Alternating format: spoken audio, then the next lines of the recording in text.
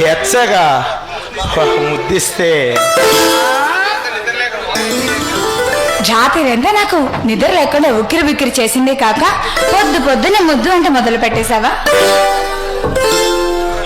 నీ ముద్దు టారింగ్ అలాంటిది. ఇప్పుడు ఎంత చక్కగా ముద్దిచ్చావు అనుకో, నేను హుషారుకెళ్ళి ఎంత చక్కగా డ్యూటీ చేసుకుంటా. సరేనా? చాలే, ఎవరైనా వింటే నవ్వే వెళ్తారు. ముద్దున్నవాడు ఎవరైనా నవ్వుతారా?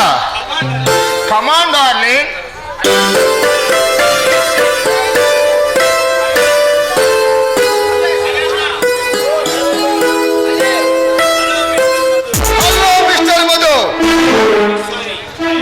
సారీ, ఎందుకంటే మీరిద్దరు మంచి మూడ్ లో ఉన్నందుకు నేను వచ్చాను కదా. మిస్టర్ హరి, అసలు నువ్వు ఇక్కడ ఎందుకు వచ్చావు? అయితే కదా పవిత్రమైన ఇంట్లో నీలాంటి పాపాత్ములు అడుగు పెట్టడానికి వీడేదు. నడు బయటికి. ఇది ఒక పవిత్రమైన ఇల్లు, నువ్వు ఒక పవిత్రమైన దేవత.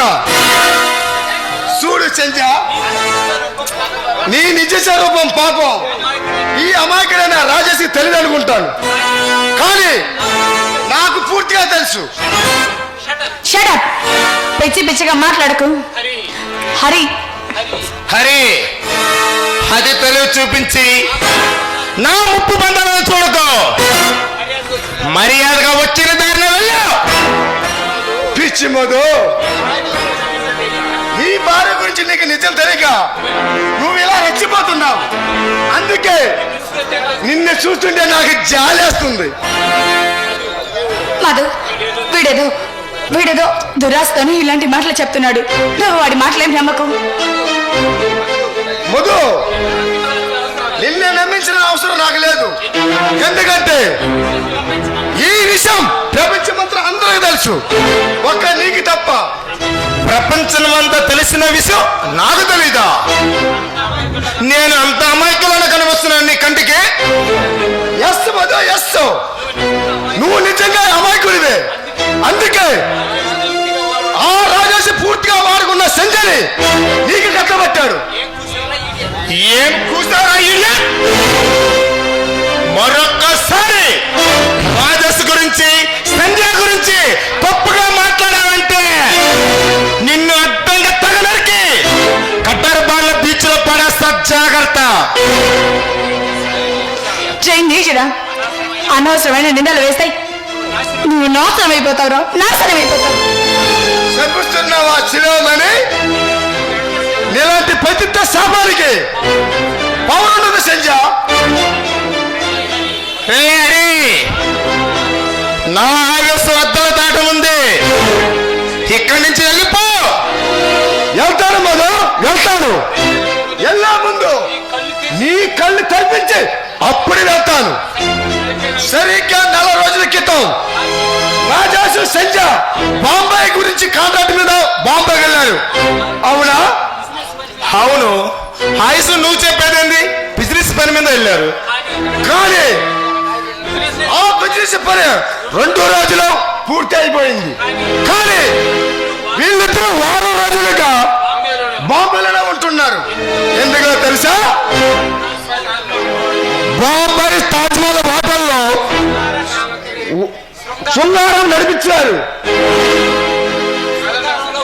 శృంగారాల్లో మునిగి తేలారు. కాదంటావా సంజా? అబద్ధం, ఇదంతా పచ్చి అబద్ధం. మధు, అతని మాటలే నమ్మకు. ఇదన్నీ పచ్చి అబద్ధాలు. ఆల్రెడీ మధు, నేను చెప్పేదంతా అబద్ధమే. నీ భార్య నీకు ఒక దేవత, రాజేసి నిజంగా ఒక దేవుడు. ఆ బెమలలో నువ్వు బతుకు. ఈ లోకమంతా కోడే కూస్తున్నా, నీ వెనకాల నవ్వుకున్నా నువ్వు హాయిగా బతుకు. వస్తాను మధు, వస్తాను. నీకు నిజాలు చెప్పినందుకు నన్ను క్షమించి పెద్ద, నన్ను క్షమించు.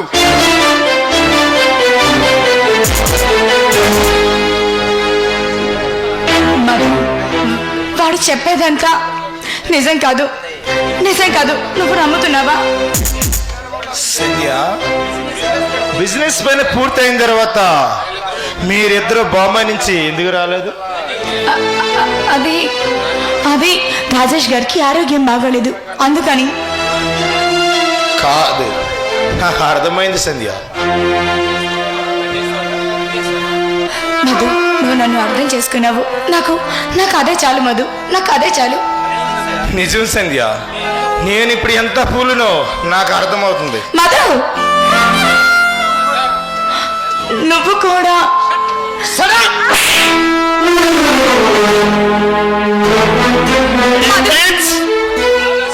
ఆలోచిస్తుంటే ఇప్పుడు నాకు పూర్తిగా అర్థమవుతుంది. నువ్వు రాజేష్ కలిసి విచ్చలవిడిగా తిరిగి మధ్యలో నన్ను బలిపశు చేస్తారు. కాదు, ఇదంతా అబద్ధం. నిజంగా నాకే పాపం తెలియదు మధు, ప్లీజ్ నన్ను నమ్ము. నేను ఏ తప్పు చేయలేదు. ఇంతవరకు నిన్ను నమ్మి మోసపోయింది చాలే. నీ ఒలగమారి ఏడుపుతో ఇంకా నిన్ను